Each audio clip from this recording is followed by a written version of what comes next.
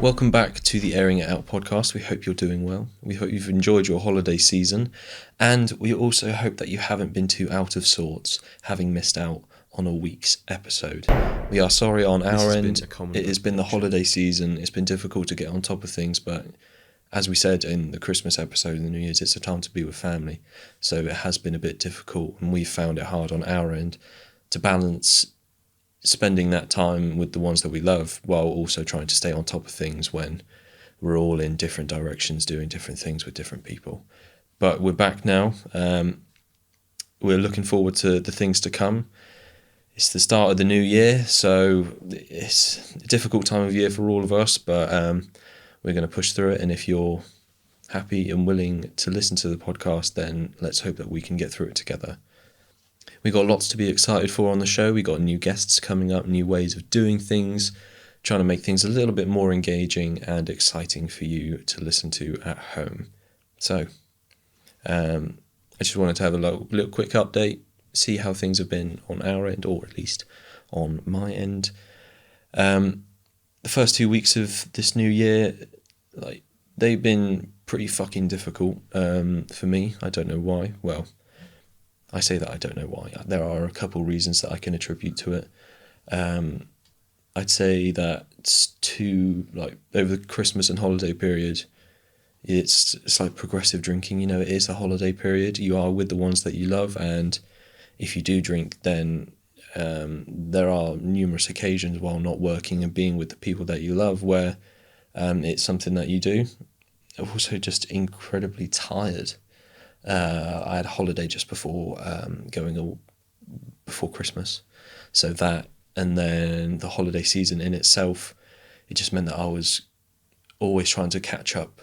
So I think the combination of those two things, after New Year's, it really kind of caught up with me. And the first 2 weeks after New Year's, it were really difficult on my mental health. I had an idea of how I wanted to do things, but I think when I took time away from everything that I was doing beforehand, when I reopened that door, or those doors to those things, it all kind of got on top of me, and I felt very overwhelmed and under pressure from those things, but also under the pressure that I was putting myself, and it was very difficult to manage. Fortunately, I had the people that mean the most to me around me, and fortunately, I didn't put it all on myself. I lent on them, and they were incredibly supportive and helped me get through it. And it was a matter of not needlessly enduring it, but knowing that with time it will become less of a big, horrible, stressful situation, and that things will unfold and things will process and things will become a little bit clearer as time goes on. And I'm in a better position now. That's not to say it won't ever happen again. But if you're listening, thank you to those people who are around me, which helped me. It meant an awful lot. Things hadn't been that bad in quite a long time. So I'm grateful to those who helped me get through it. The second guest on the podcast is Callum Lindsay. He's a good friend of mine. I've been seeing him more regularly over the past few months than I have since I met him and studied with him at college. We were in the same groups for about 2-3 years. We were never really close. I always admired, how good he was with the camera, and I followed him on socials and seen how he's developed, because he also studied media. How he's developed as a cinematographer, and he's really come into his own stride, and he makes some really beautiful work.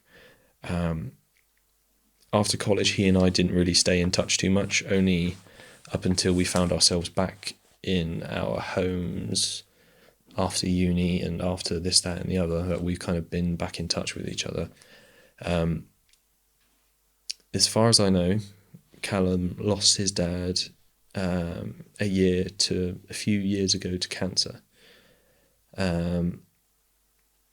That is the extent of what I know. So I'm a little bit nervous about this episode because I'm learning along the way as well. but I'm eager to learn, and I'm eager to learn what his story is as well. I'm excited to have him on. Again, tremendously grateful for him coming on. It's no easy thing to own your emotions and own the way you feel, let alone come on to a production. It is a production. We got lights, cameras, microphones. We got people in the back who are helping sort it out, and then talk about those things. Not just have them and own them, but then talk, verbalise, articulate. It's no small feat. So I really appreciate his time and what he's been willing to do for us. So thank you, Callum. And hopefully some of you out there, if you've been through the same thing, can resonate with Callum's story and can gain something from him being here, which I'm sure you will. So here we have Callum Lindsay. Okay, so we're here today, airing out a podcast with Callum Lindsay. I've done my best for you guys not to spill coffee down my front, but unfortunately today was not the day that was going to happen. Callum, how you doing? Yeah, not bad, thanks. Thanks for having me. Oh, you're welcome. So I just wanted to get to know you a little bit better, help the audience have an idea about who you are. So, what was life like growing up for you? Pretty standard, I'd probably say. It was very nice, relaxed, yeah. Grew up by the sea. I don't know, school was pretty straightforward. Always been a bit of a creative person. Yeah. Yeah, very supportive family, friends. What was your creativity like when you were young? What sort of things did you like creating? Used to do a lot of drawing and that sort of stuff, and art, and that sort of developed later on into photography and video and film, yeah, and music as well. Callum is an avid cinematographer and a rather good one at that as well. I wouldn't say avid. I'm starting out. So, when you were younger, what did you want to be? Originally, I wanted to be an architect. Really? Weirdly enough, yeah. That's cool. I suppose that's where the drawing kind of... Yeah, and then I realised to do maths, and... Yeah, the hard stuff. Not a fan of maths, so I gave that up. And I think I watched all the behind the scenes for the Lord of the Rings films. Yeah. And I was like, oh, that seems like a fun job. So that's sort of where I got into filmmaking. Callum and I share a bond of Lord of the Rings, but I must say I think yours is a bit of a love greater than mine. You know, considering you look like you've been plucked straight out of the cast from Lord of the Rings. I wouldn't go that far. I think I would. Yeah. You look just like... Which one was it? Faramir or Boromir? I'm going to say Faramir. Yeah, I don't know about Sean Bean. Oh, do you not? I don't have the jawline. Okay. No. Seen Bean. My head's too round. What sort of things scared you when you were young? Scared me? Yeah. Beauty and the Beast, weirdly enough. Really? Yeah. What, the Beast itself? No, something about at the end when they're like in the thunderstorm. Just really freaked me out. I don't remember that. But other than that, yeah. No, I wasn't really that much of a It's weird. scared kid. You remember the instances of art and stuff. I remember Doctor Who. The Weeping Angels terrified the they got out of me, yeah. Oh my god. Yeah. They were awful. But it's always like those little instances from films and TV more so than The Dark or something that scares you. No, or never heights anything or like something. that. Yeah. Strange. So what did you love doing? Or I thought a better way of asking this question is, when you were young, what was the thing that you were found to be doing the most? Causing mischief, probably. Yeah. Not really, but I don't know. I went through so many different hobbies and phases. That I used to skateboard, and then primary school I started playing guitar and piano, got into music. But I'd always sort of fluctuate between things. What about when you were little? Little? Probably just playing with toys. Nice. Yeah. Trains or whatever. Okay, so the relationship that Callum and I have had is that we've reconnected over the past couple months, and before then it was at college. So for my sakes as well as the audience, why don't you fill me in a little bit on what life's been like, or what the time's been like between now and then? It's not been the best time, to be honest. I mean, after college I went to uni, and that was all great. What were you studying? With film production. Film production. Yeah. And then well, stuff that we'll get into started to begin, and then we had COVID and everything, and then, yeah, it's just been a very weird couple of years, and now I've moved back home while trying to get my career going, because I can't really afford to move just yet. No, yeah, same. So yeah, it's been a bit of a turbulent couple of years, I'd probably say. So if we're talking about timescales, would say the years before college, were they did you have any of the same challenges and difficulties as you did in between, say, college and now, or has most of the things which you deal with come on in between that time? Yeah, I'd say it's come on in between that time. Yeah. I mean, I did have a little sort of bout of mental health problems during college, but they were for very different reasons than what's happened now. Life was a lot simpler during college, I'd probably say. Yeah. That's adulthood, isn't it? Yeah. Learning to live up to and kind of understand the expectations of what adulthood or manhood is like. You're kind of trying to figure out the idea of it while also trying to be it. It's like, what the fuck? Yeah. No one gets it right. No one knows what it is. I think for me it's this huge feeling of just how unfair I think things have been in my perspective anyway. Would you say it's an imbalance? Yeah. There's been far more massive negative events the last few years than anything really too positive, I'd probably say. Is there anything that you'd want to share with us? Yeah. It's just where to begin, really. Must have been during my second year of university. My dad got diagnosed with cancer, which came as a pretty big shock. He's a very healthy person. Used to run marathons and all sorts. So it was cancer in his mouth. The initial outlook was it'll be fine, have surgery, maybe a bit of chemo, radio. Yeah. It'll be okay. So he had surgery and all was good for a few months. And then it came back again. So he had to have a bigger surgery where they essentially cut out a big part of his mouth and then they grafted skin from his wrist into that similar sort of tissue. So it was this huge operation. And this was all during COVID had just started. So he was going in for these operations in Poole Hospital. I can't imagine COVID made anything any easier. Well, like procedure, really? No. We dropped him off, but then he was in the hospital by himself pretty much for a week. In fact, they opened up the hospital just for him. 'Cause it was Did they? Yeah. Wow. A private one. Yeah, it was not a very nice or easy time. And after that, the recovery, I think, wasn't great for him. Had to be fed through a tube. Couldn't really talk that well.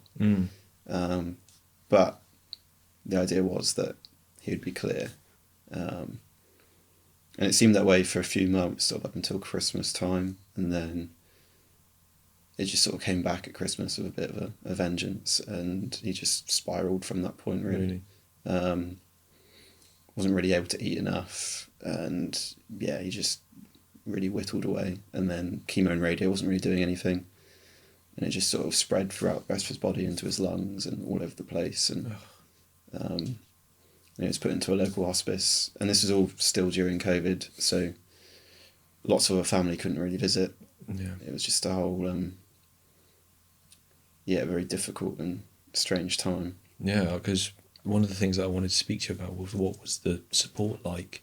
I mean, I'd like to touch on what it was like afterwards, but beforehand, during it was happening, like I wanted to know how involved and engaged people became in your lives and how supportive they were, but I hadn't really put two and two together and thought that this is during COVID. So yeah, are you able to talk to me, like, what was that like? Because we are likely all familiar with what the process might be like if it were under such radical circumstances, but talk to us a little bit about what all that looked like while going through COVID.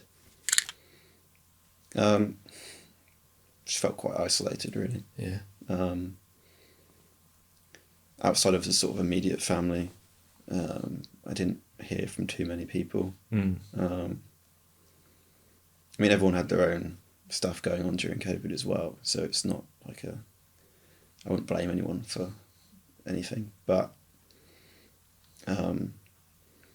yeah, it'd be like, I don't know, someone might reach out to me every couple of months and ask how it was going, or I would be telling them how things were going.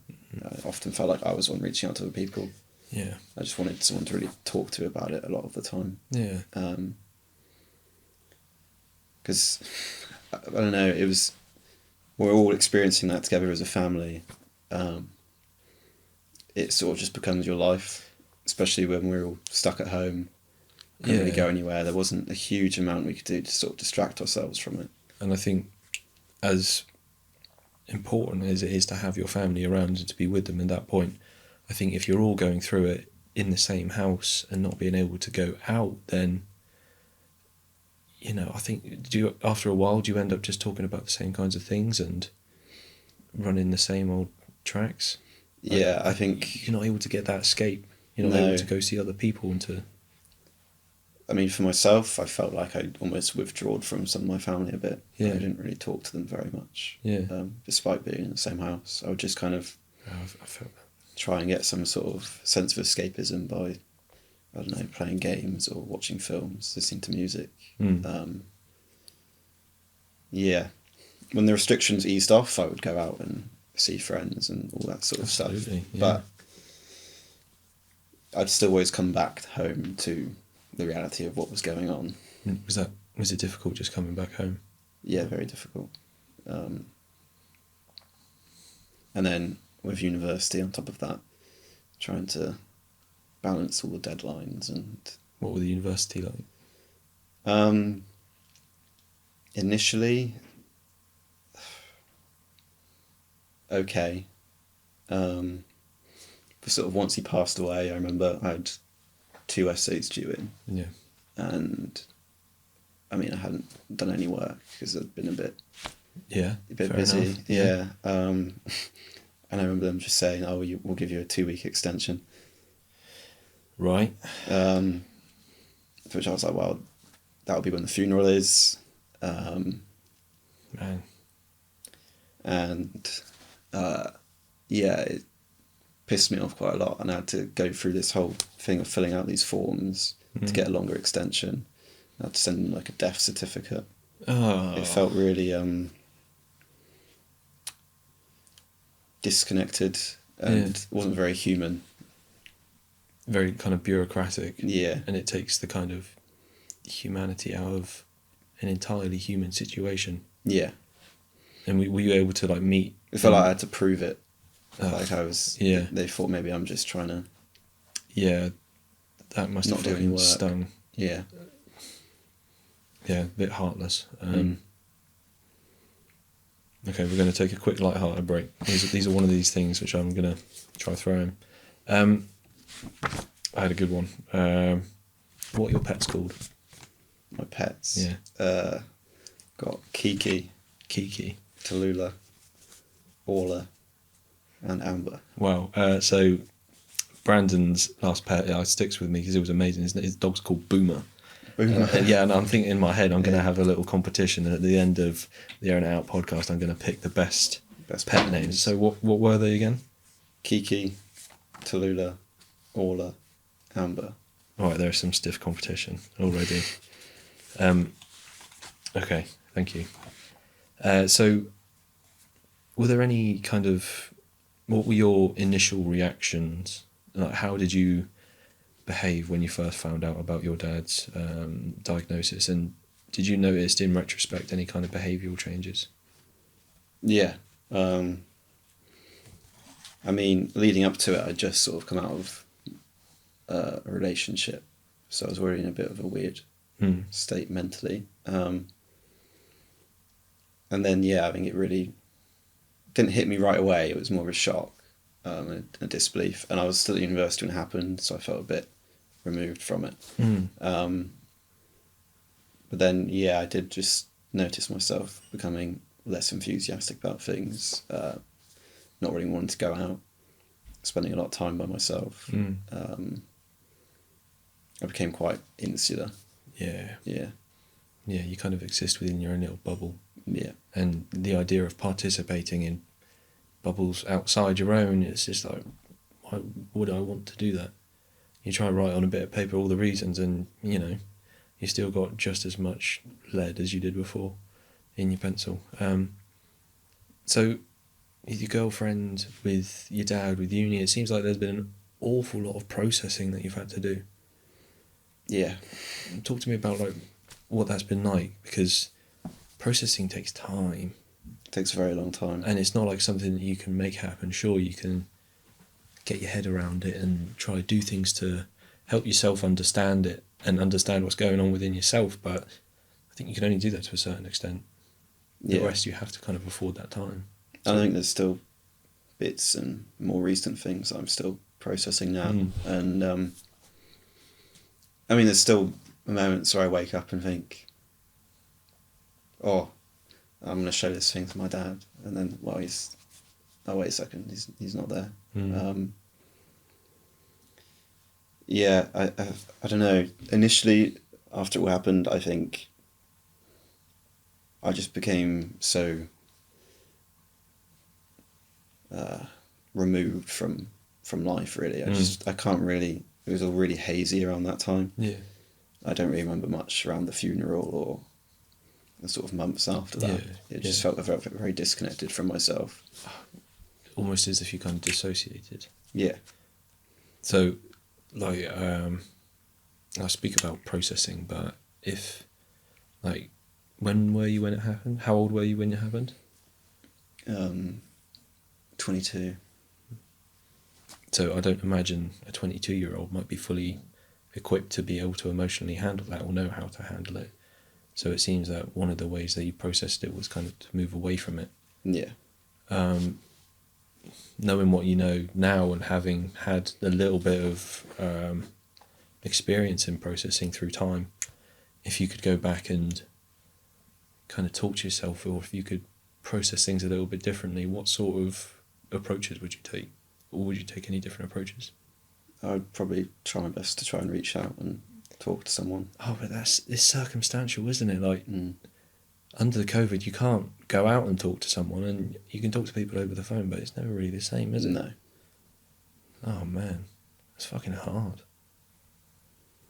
Yeah, it was just, I mean, it's a difficult enough thing to go through, but then to go through it on your own, when it feels on your own, because of the situation the world was in, just didn't make it any easier at all. And I'd see my friends, and they'd all be really supportive and whatever for the brief time I could see them. But I think until you've experienced something similar, I mean, most 22-year-olds, you don't expect your parents to be gone that early. No.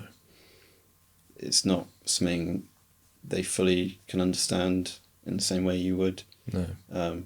Which I mean, it's a good thing. Yeah. I wouldn't wish this sort of feeling on anyone. We all have to, it's natural to think that we all at some point have to say goodbye to our parents, but I don't think anyone expects to experience that at your age. No. I mean, I found like at graduation, all my friends were there with their parents, and it was nice, but I found it quite a difficult day because it felt like there was someone missing, for example. Like my dad got to go to my sister's graduation and with my mum, and it just, it didn't feel, I always imagined him being there, obviously. And as part of your processing meant kind of accepting that he isn't there anymore, or is it more that there are things that you do to stay in touch with him? Like, I think a bit of all of that, really. Yeah. Acceptance is a weird thing. I think some days you feel at ease with it, others you don't. Some days you forget. It's just sort of ever-changing cycle, because it's someone that's been with me since I was born. So it's very strange to make that adjustment in your head of thinking they're not there anymore. There's no way you'll ever see them again. It's not just like a switch you can turn on or off in your head. Yeah. Yeah.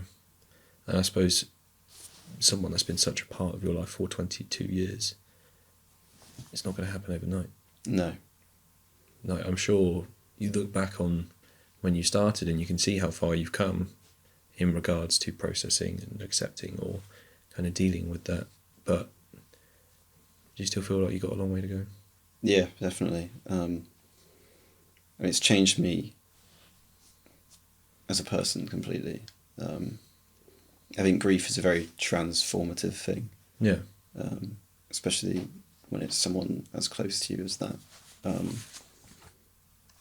It really makes you have to sort of reassess and reevaluate everything else in your life and the way you think about things, because life isn't the same anymore. No. And I think when someone that close to you dies, it makes you think a bit more about your own mortality as well. Oh, yeah. It must do. So, I mean, a big thing recently is trying to think of my overall health. Things like what I eat, exercise. Not that I do it enough, but... what's your go-to exercise? Walking, really. Nice. Yeah, big walker. Mm.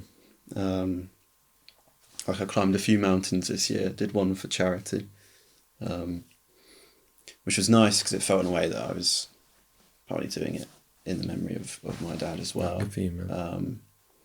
But... Which mountain? Just Snowdon. Just Snowdon. Yeah. As if that isn't a big-ass rock. It's just a hill. Mm. You can get the train up, really, but... Can you? Yeah. I didn't know that. So, in regards to grief, of course, you had time with your dad beforehand, so I think, would it be natural to say that you knew it could be coming? Or was losing your dad kind of a shock in that you didn't expect it coming or you didn't see it coming? I think initially, because we were told so often that he's had the all clear, like 3 times we were told. Really? Yeah. Jesus. When we finally got that call, when he was in for the last time, that they don't think he's going to... It just felt like you just don't believe it. Yeah. And how long before losing him was that? Maybe a month or 2. Mm-hmm. I mean, I remember going to see him the day before he died. And he was fairly talkative. He was getting up out of bed by himself, putting his shoes on. And then got a call the next morning. In fact, I remember going out with my friends that evening and one of them asked me how he was doing, and I said, he seems to be doing okay, all things considered, and then woke up and we were basically told he was just breathing, that was it. He was completely unresponsive. Mm. So we all went up to the hospice and said our goodbyes, really, which was very difficult, especially when you're seeing someone there that's... Well, they don't really look like how you remember your dad, and you're also talking to someone that you don't fully know if they're able to understand what you're saying. And there was no way of him responding to us. Yeah. It was a very traumatic event, and that's been one of the sort of main things that I've really struggled with in terms of my mental health since. Yeah. Sort of trying to replace that image of my dad, it's just the last way I saw him, with how I remember him. This has been a Common Bird production.